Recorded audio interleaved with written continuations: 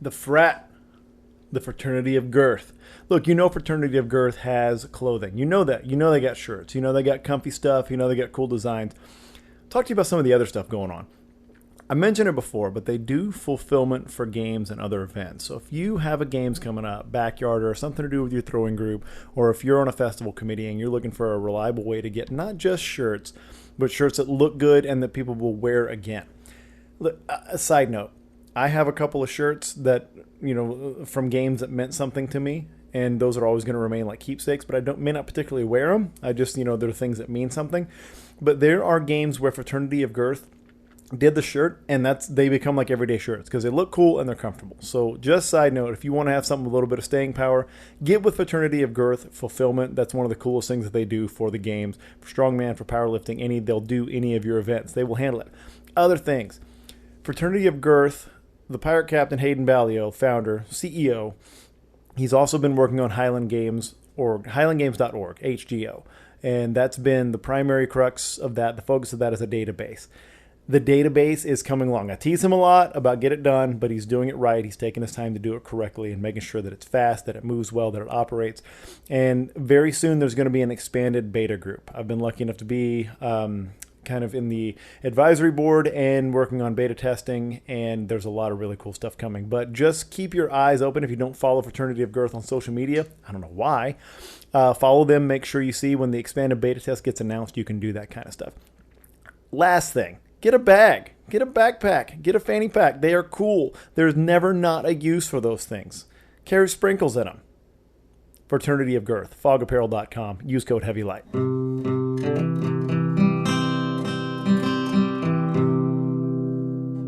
HEAVYLIGHT! I put out the call on social media because I want opinions. I want to see where people stand on the issues that really matter. Like, what's your favorite? Ooh, there it is. I remember, I don't know if anybody here posted on the Something Awful forums. They're still alive, but they're limping along or whatever. But I was a long-time poster on the Something Awful forums, along with a couple other Highland Games folks out there. I don't know if I should call them out by name. I don't know if they want to be known for that.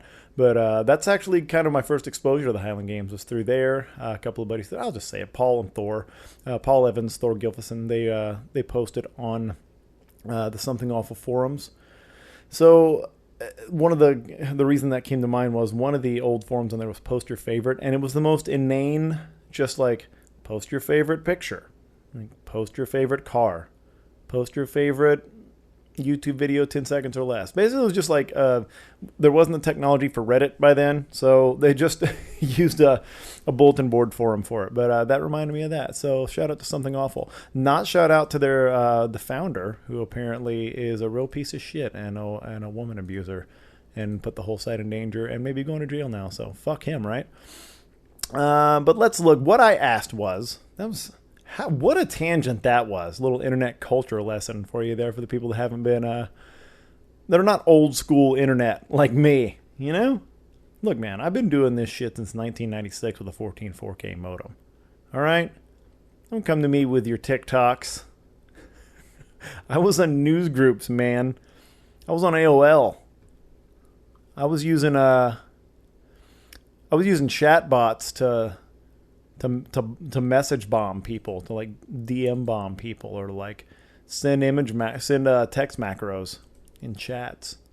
Man, I was pretty hardcore. I ran Doom and Quake out of DOS. I had to install them. Off of floppies, y'all. It's because sometimes we'd pirate them, and you just have like a stack of floppies.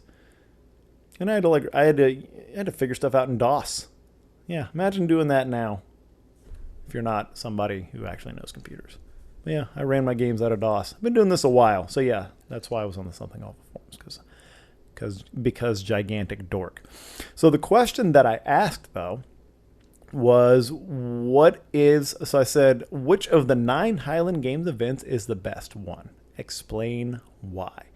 Obviously, I've got my opinions here. Probably made them known before, but I reserve the right to change them at any given moment, which I always do. But I thought it'd be interesting to see, and my original thought was, let's ask, like, what's the best test of a Highland Games athlete? But I thought, that's stupid. That narrows it down too much, and that'll be part of the discussion anyway. And it was. So which of the 9 were you people's favorites? You people. And I'm going to read some of the discussion that gets it going here. If you didn't get yours in under the wire, I just posted this 12 hours ago or whatever. So it's not. If you didn't get your stuff under the wire, sorry. I'll do the little tear crying emoji reaction on Facebook for you. I'll make that happen. But yeah, which of the 9 is the best? So, common themes. Stanton Jones says, Caber, the ladies love it. Hey man, if there's one thing that I'm very sure of, it's that ladies don't love anything we do out there. They will think it's cute to get a picture next to a guy in a kilt, and they'll make some randy comments about what's under your kilt, but I don't think anybody actually digs it, man, because we're all a bunch of ugly fucks. Sorry, dude. But yeah, now do the lady throwers love it? Maybe. Maybe they do. They get lighter sticks than we do, but I mean, it's all proportional, right? Put my coffee cup out of the way. I'm going to put my feet up.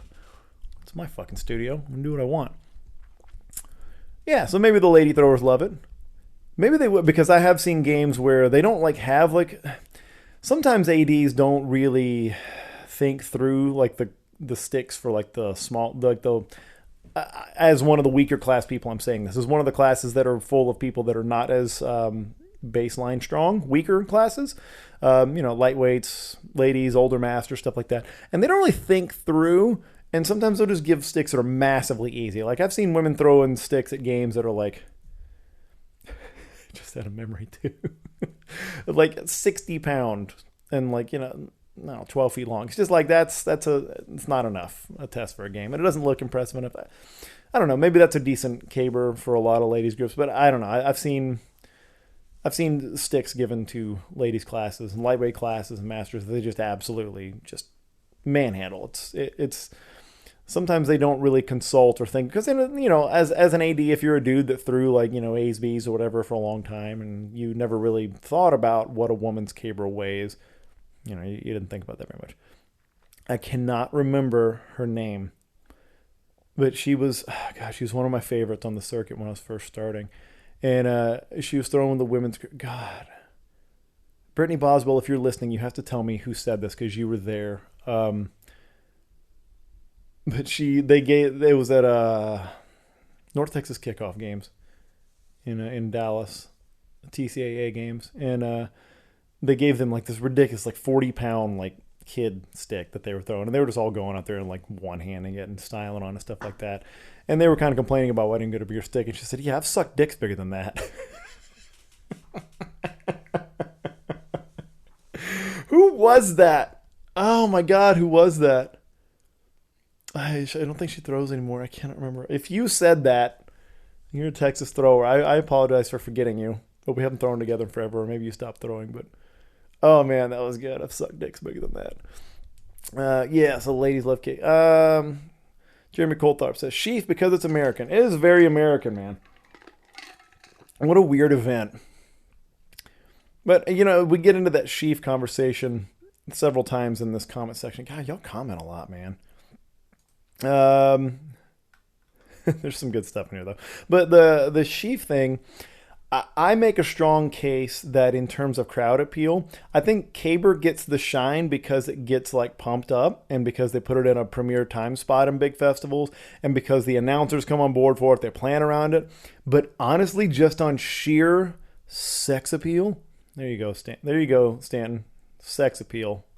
I think the Sheaf and then closely behind the Wob get it. And who else says that? Somebody says the same thing later on.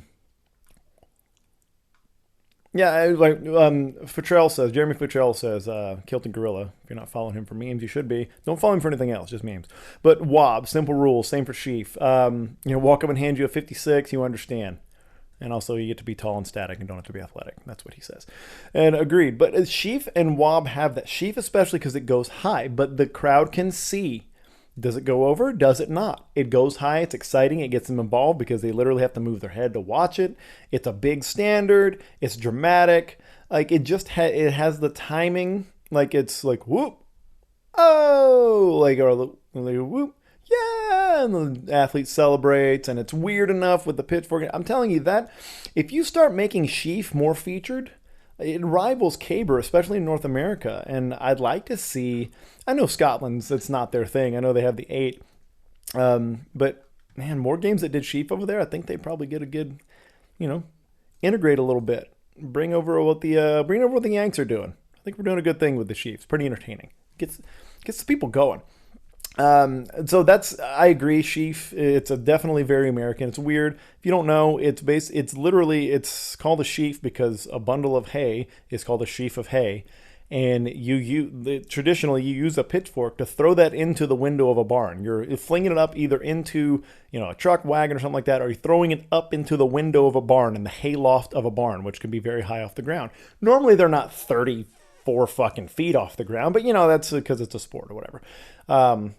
But of course, like anything else, when people started doing that and they could flick, hay into a target that was high off the ground, it became a competition amongst dudes. That happens. You get anything involving doing a thing for how far or how close and get alcohol involved, and it becomes a game. And there's the history of the Highland Games, by the way. That's how this entire fucking thing started. It's just there was booze and there was time. That's how the Scottish heavy athletics began, y'all. It's a weird one, but it's like a farm games event. Like, what do they call them? They're not farm games. I think that's maybe what it's called.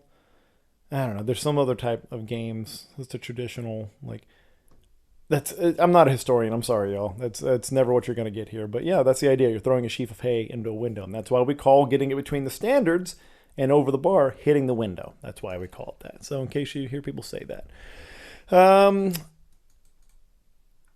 Anthony Skillman, heavy light athlete. That's one thing. Heavy light athlete status. If you're somebody who uses my programming for weights or throwing, you're going to get mentioned on the podcast. So that's to fringe benefit. And if you put a comment on something, yours is going to get read. That's my cold brew jingling in the background, by the way. Homemade cold brew. Worth extra points. My vote is for Braemar Stone. It's unique. It's the most basic and primal. Hey, you see that rock right there? Bet I can throw it further than you. And then the next reply was, I bet you can't. So yeah, maybe he's got a point. But yeah, man, I dig it. I like the stones. I've always liked the stones personally. And I guess it depends. That's why I left this so broad. Like, I just put which is the best. And I have reasons for liking certain events more. For crowd appeal, I've already made my case. Like, for what I think is, I would want the event people to watch to get into this, I'd want them to watch Sheaf.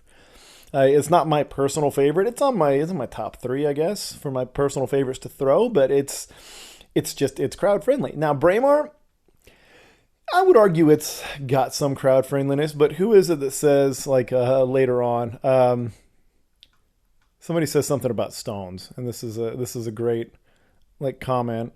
It might have been Matt Hand that said it, but I'm not sure. But basically, it's like there's a reason that we do. Well, the events like Caber that happen like 1 or 2 in the afternoon, and Sheaf, which happens later in the afternoon at the end of the games for the traditional order or whatever.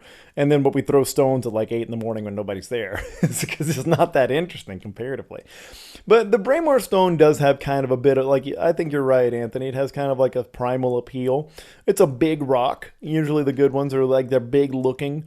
And it's just it's a standing throw, and it's powerful. And there's a big grunt, and you got to, there's no lead up to it. There's less athleticism involved, if you want to say that. It's just more. It looks like the fucking scene in Braveheart where Mel Gibson has the big rock thrown at him and all that kind of stuff. It looks like that. It looks like that scene. Let's see. I'm with you, man. I like the Braemar throw. It's also probably, I like that particular event because I've always been pretty good at it, except for lately. But I've always been pretty good at it for a lightweight, so it's always I like it. I like having that as an opener for traditional order. Gets my confidence going.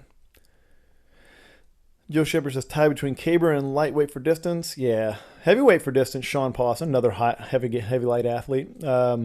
Heavyweight for distance. See, this is a popular take that I saw a few times. Yeah, William Galco said the same thing, and I get this perspective a lot. I don't like heavyweight for distance. Yeah, no shit. You're fucking 200 pounds. Like, no shit, you don't like the heavyweight for distance. I like the 42 for distance, but let's call that the medium weight for distance, shall we? But the heavyweight for distance, 28 for women, 56 for men. That's the look. It's a litmus test.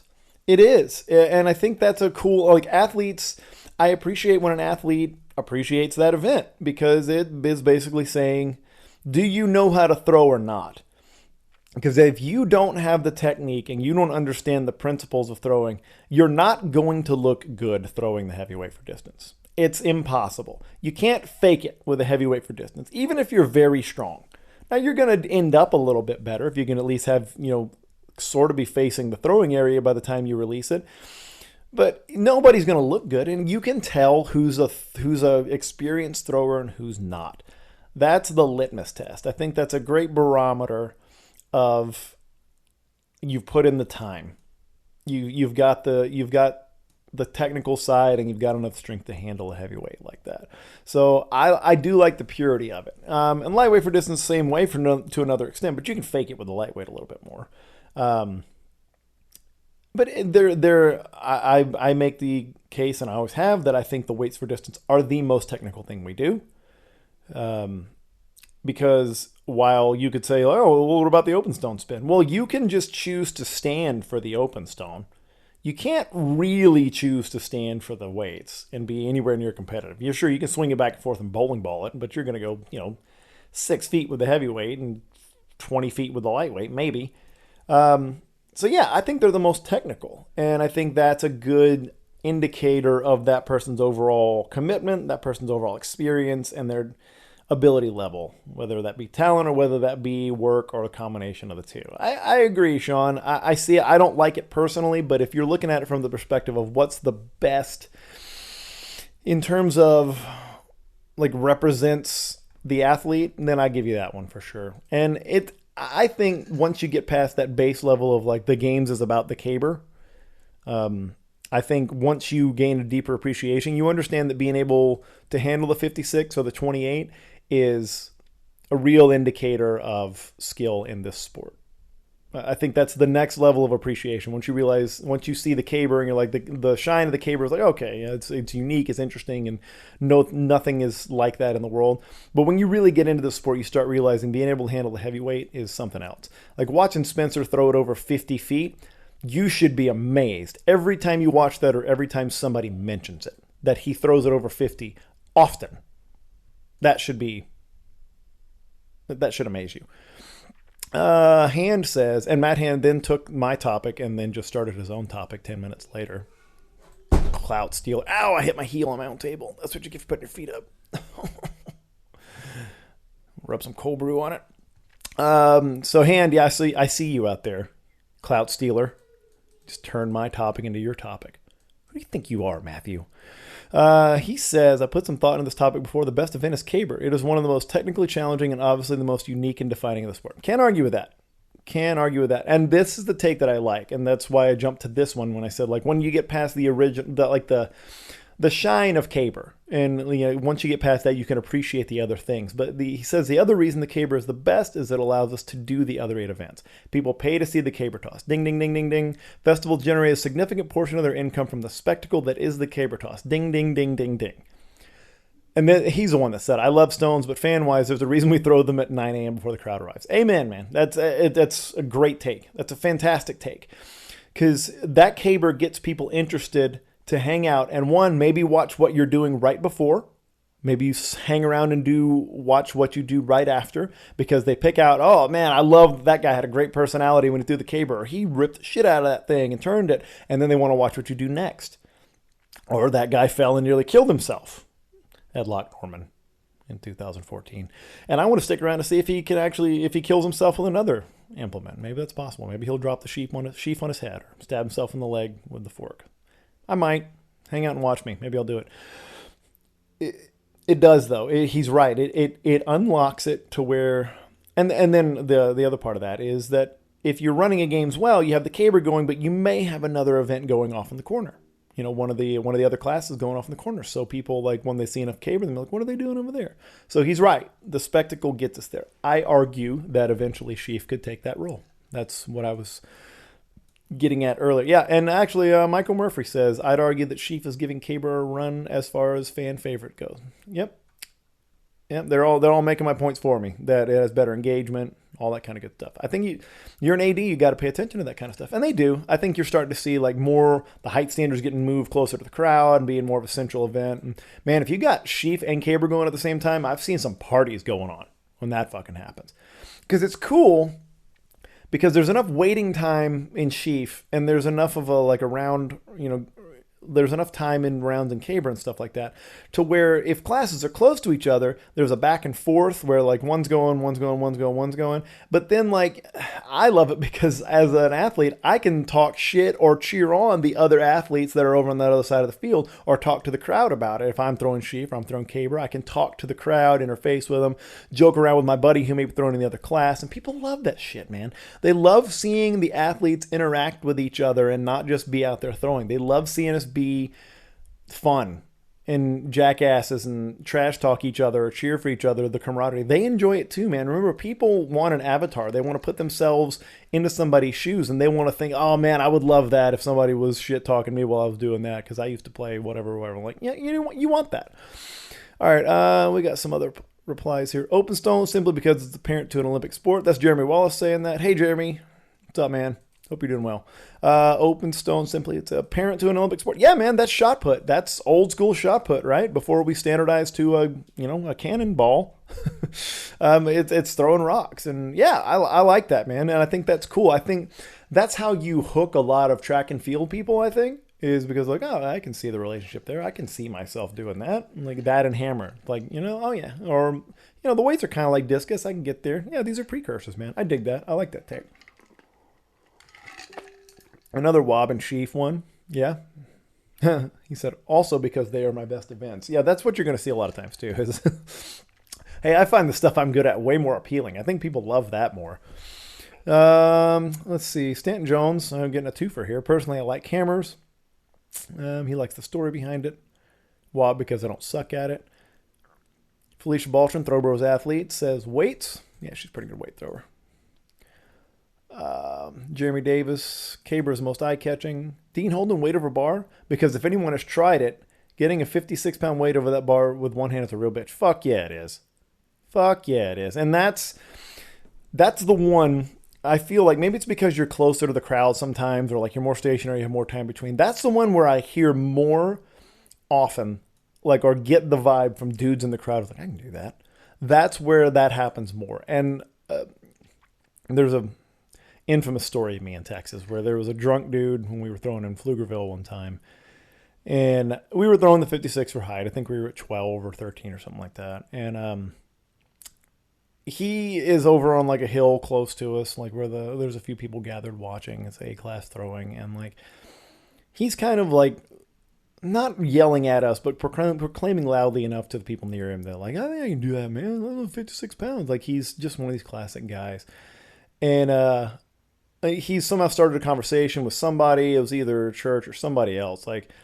And he just kept asking, can I try it? Can I try it? And they were being smart. Like, no, don't do it. And this was a small enough games. And I knew the director and the AD and everything like that. And I just said, man, yeah, fuck it. Come on, get over here, dude. Give it a shot. I was somehow irritated. I'm not always the most, I'm pretty happy-go-lucky, but I have my moments. And I just say, yeah, dude, come on over, dude. I'm wearing a tank top and a ball cap and cargo shorts or whatever. And like, he picks it up, goes and takes an attempt, doesn't even get it past his nose when he pulls it. And then he's, trying to play it off, and, just fucking drunk as a skunk too. Just, that's the best way. You don't want to, the guy didn't sign a waiver, so I'm saying this is a great way to do it. The guy didn't sign a waiver, so the AD would probably not like that if he hurts himself, but, whatever, fucking. Just pretend it was something else. I don't know. Fucking raccoon fell on him. Sorry.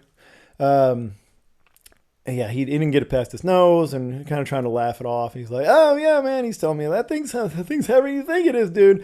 Oh man, it's cool. It's like, and the thing that makes it infamous is that I kind of like, slapped him on the back. He's like, "Oh yeah, man. No, I get it. Go kill yourself."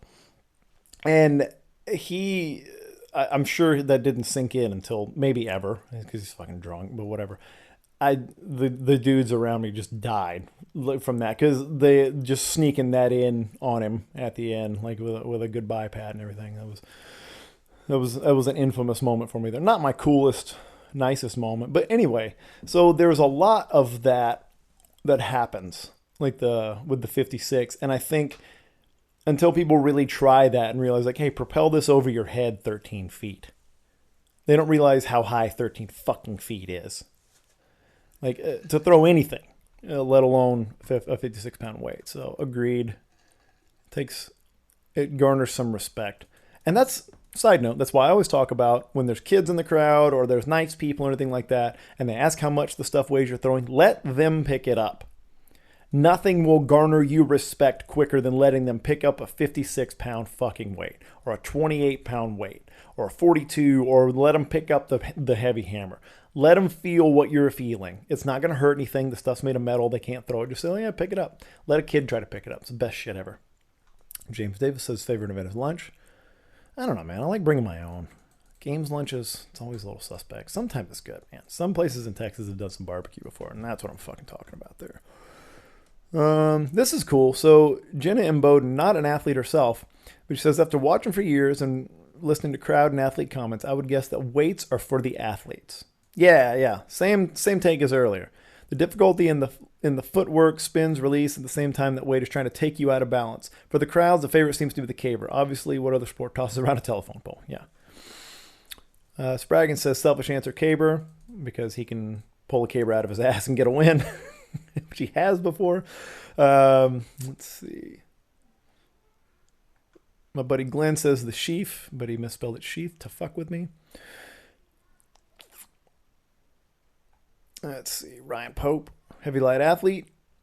Hey, Pope, give me a video to review, man. Come on. Sheaf is easily the worst because it's stupid and hard and I hate it. Your sheath is fine, dude. Weight for distance is my favorite. Good for you. Not a lot of athletes will say weight for distance is their favorite. It's an elite club. You and Felicia so far. Jack Coleman says stones, obviously, because he's good at those. He threw shot put, so obviously. And he posted himself wearing the All 9 Throwbros shirt. Still in stock at throwbros.com. It's got all 9 events listed on it, in case you forget what they are. Another vote for Hammer. Wendell Tyler says heavyweight for distance because it evens out the competition. Fucking A right it does, man. That's the best is, you bring in a shot putter or you bring in a collegiate hammer thrower, you bring in a strongman or anything like that. People that can get by in a couple of events, strongmen can get by in the caber, wob, and sheaf a little bit. They can get some numbers that they may not deserve technically yet or whatever. You want to use air quotes there. And stones, shot putters are going to have the leg up there. Wire hammer throwers are going to have the advantage of hammers. They're going to get it eventually. Maybe a little bit in weights too. But heavyweight for distance, like if you hadn't handled that motherfucker before, the guys that have thrown it 4 or 5 times before are usually going to do a lot better. So yeah, I dig that. It does even out the competition. Again, shout out to the Pirate Captain, Hayden Ballio. First time I ever saw that guy throw. First time I met him was at the Austin Celtic Festival. He came out and threw some bomb stones. Like huge Braemar, went over 50 in the stone or something like that, and then tweaked his knee on the heavyweight for distance because it's so fucking weird and had to withdraw. Fuck that thing, right? 10th event, Beer Garden.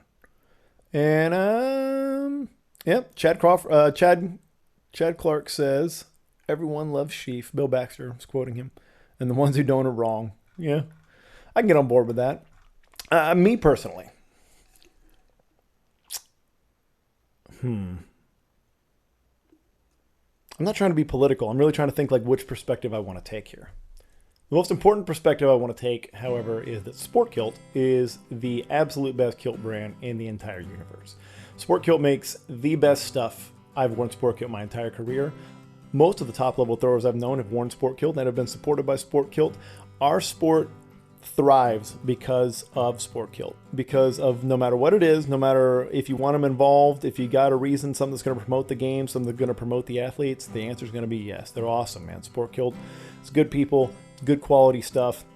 They have a ton of tartans that you can select. They've got socks, They got the sweet multicam hat that I wear all the time. They've got more traditional stuff. If you're into the traditional side and you like to just get dressed and be looking fine for the games, if you just go as a spectator, or if you're into pipes, you're into dance, you're into all this stuff, they have what you need, man. And the kilts are made of lightweight stuff. They're stain resistant. You can throw them, crumple them up in a gear bag, in a gearbox, and pull them out, and they still are going to be looking fly when you get them out. You got to go to sportkilt.com. Use code HEAVYLIGHT. Get whatever you need there. You're going to save some cash. If you are looking for throws programming, coaching, or lifting programming for the Scottish Highland Games, check out Heavy Light. Heavy Light has programs for throwing, for lifting, and a combination of both. Go to mikebeach.com, click on coaching. You can find all the information there. Sign up. You get to join a team. You get programming in your inbox every week, and you get you get exclusive video content, and you get access to a community of people that are all working towards the same goal. mikebeach.com, click on coaching. But my favorite event, it has morphed over time. I used to be a stones all day stones all day kind of guy, because I was better at them than I was the other events. I got them quicker. I got over 40 faster than I expected to. So I was able to throw that level sooner, and I've always been a good Braemar thrower. And so I kind of had that perspective early on, that I like those events. I enjoy those more. It's kind of morphed over time, though. Maybe not so much. Maybe now that I think about it, because I really have a love-hate relationship with the weights, man. I've had moments where I'm, like as a lightweight, where I'm world-class at them, and then I've had moments where I can't complete a throw. Like, it's frustrating. It's a super frustrating event, and it goes away, and it comes back. Caber has never been my favorite event. I like what Caber does for us as a sport, but I fucking hate the event. And I suck at it.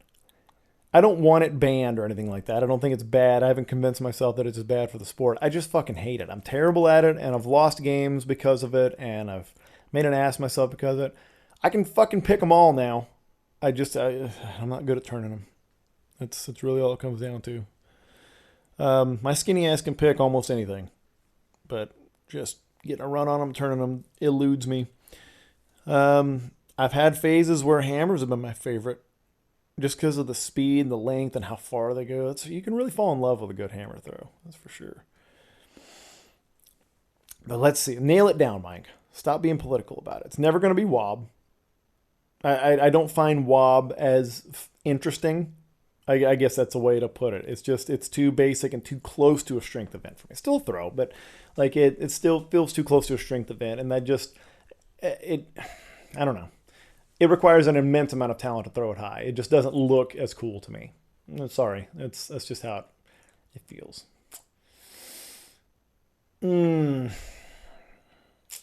I think my favorite to watch is lightweight for distance. And I think I'm going to say that's my favorite right now. Like, if there's an event I want to watch that has a combination of speed, power, athleticism, and beauty, and it goes far, lightweight for distance is fucking killer, man.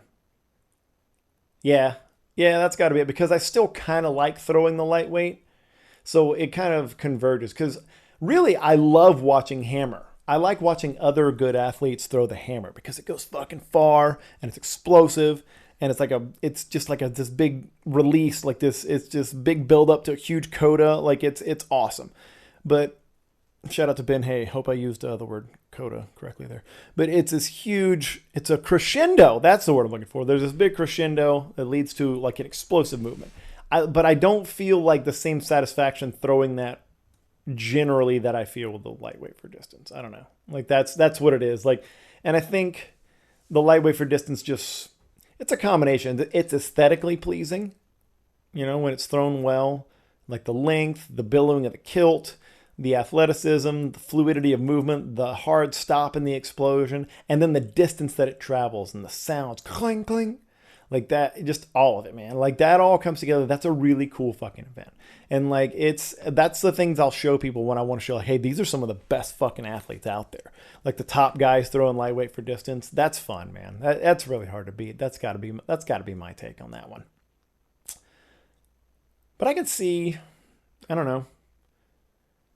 I can see a perspective for all of them. I really can. I can see where everybody comes from on this. It's a cool fucking sport, man. I'm sad that it's not happening as much right now. It's kind of a bummer. My favorite event right now is any of them that ever happened. That'd be neat. I don't know. I should do another one of these where it's like favorite athlete. That'd be fun one to talk about because, like I said, I'm a bullshit historian. I'm a terrible historian of the sport. I need to start bringing in guests or at least ask people beforehand so I can get some historical perspective on things. But it'd be fun to do one on like favorite athlete, maybe like favorite current athlete, favorite all-time athlete, favorite athlete by class, all that kind of stuff. I think that stuff would be fun to look at. I don't know if you guys got suggestions. Shoot me a message on social media. Let me know what kind of favorite categories you'd like to see, because this is fun. I actually enjoyed this. This is fun to sit around and kind of talk about. This is the bullshit we need, right? This is for us. This is the kind of things we need. Like we need to like praise our sport, make fun of it, bring it down. We just need to do it publicly. We don't have a chance to do it with each other, you know? I can't make fun of you guys to your face right now. So all I can do is just get us all teamed up so we can make fun of our sport.